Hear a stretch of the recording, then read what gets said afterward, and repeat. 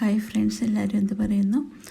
ഈ ഇത് ഈ കേക്ക് കാണുമ്പോൾ നിങ്ങളോർക്ക് എന്താ പോലും വിശേഷം എന്നല്ലേ? വിശേഷം ഞാൻ വഴിയെ പറയാം.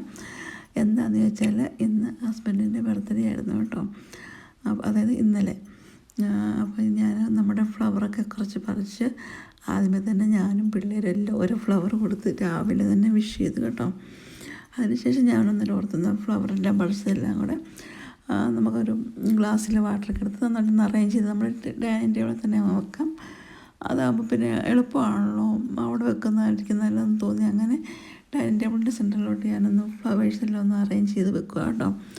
അപ്പം ഈ ഫ്ലവേഴ്സെല്ലാം നമ്മുടെ വീട്ടിൽ തന്നെ ഉണ്ടായ ഫ്ലവേഴ്സാണ്. നോക്കുമ്പോൾ മുറ്റും നിറച്ച് ഫ്ലവർ ഉണ്ടായിരുന്നു. അപ്പോൾ ഞാനോർത്ത് അങ്ങനെ കട്ട് ചെയ്തെടുത്തതാണ് കേട്ടോ. പിന്നെ മെയിനായിട്ട് നമ്മളെന്താ ചെയ്യുക, ബർത്ത്ഡേക്ക് സാധാരണ ചെയ്യുന്ന പോലെ നമ്മൾ കേക്ക് ഒരെണ്ണം മേടിച്ചു.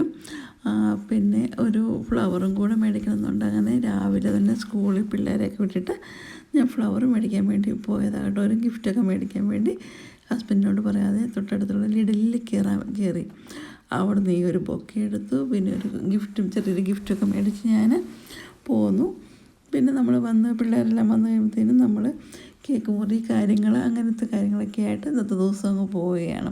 അപ്പോൾ പിള്ളേരെല്ലാം ഇപ്പോൾ സ്കൂളിൽ വെയിറ്റ് ചെയ്ത് നോക്കിയിരിക്കുകയാണ്. വീട്ടിൽ വരുമ്പോൾ കേക്ക് എന്തായാലും കഴിക്കാനുണ്ടല്ലോ, കേക്കൊക്കെ കഴിച്ച് അടിപൊളിയാക്കാം എന്നൊക്കെ ഓർത്ത് ഹാപ്പി അടിക്കുന്ന സമയം. അപ്പോൾ പിള്ളേരെല്ലാം വന്ന് നമ്മുടെ കേക്കുകളൊക്കെ മുറിച്ച് കഴിച്ചു.